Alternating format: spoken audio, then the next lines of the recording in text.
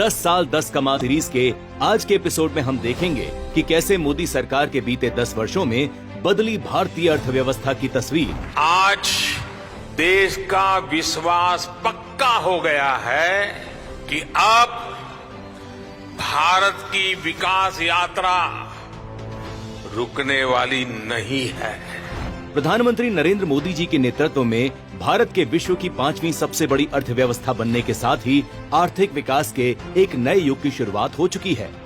भारत की आर्थिक विकास यात्रा साल 2014 तक भारतीय अर्थव्यवस्था $2 ट्रिलियन के साथ 10वें नंबर पर थी, लेकिन पिछले 10 सालों में भारत $3.7 ट्रिलियन के साथ दुनिया की 5वीं सबसे बड़ी अर्थव्यवस्था बन चुकी है और अगले 7 साल में भारत की अर्थव्यवस्था के दोगुने होकर $7 लाख करोड़ के पार होने की उम्मीद है।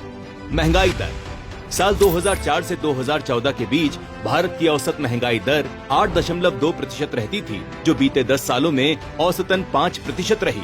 एक्सपोर्ट हुआ 2 गुना। मोदी सरकार की मेक इन इंडिया मुहिम के चलते भारत का एक्सपोर्ट 2022-23 में $776.3 बिलियन हो गया।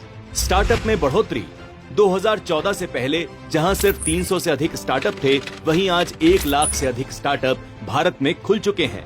दोगुने हुए एयरपोर्ट, जहां देश में पहले सिर्फ 74 एयरपोर्ट होते थे, तो अब कुल एयरपोर्ट की संख्या 149 हो चुकी है। गरीबी घटी। पहले भारत की प्रति व्यक्ति सालाना आय करीब 86,000 रुपए हुआ करती थी, जो अब लगभग दोगुनी होकर 1,70,000 से अधिक हो चुकी है। बीते 10 वर्षों में गरीबी का स्तर 5% से भी नीचे आ गया है और देश के 25 करोड़ से अधिक लोग गरीबी रेखा से बाहर निकले हैं। और इसके अलावा भारत डिजिटल पेमेंट के मामले में पहले नंबर पर है और हाल ही में आई इंडिया रेटिंग्स एंड रिसर्च की माने तो वित्त वर्ष 2043 से 47 के दौरान भारत $15 ट्रिलियन की अर्थव्यवस्था वाला देश बन सकता है।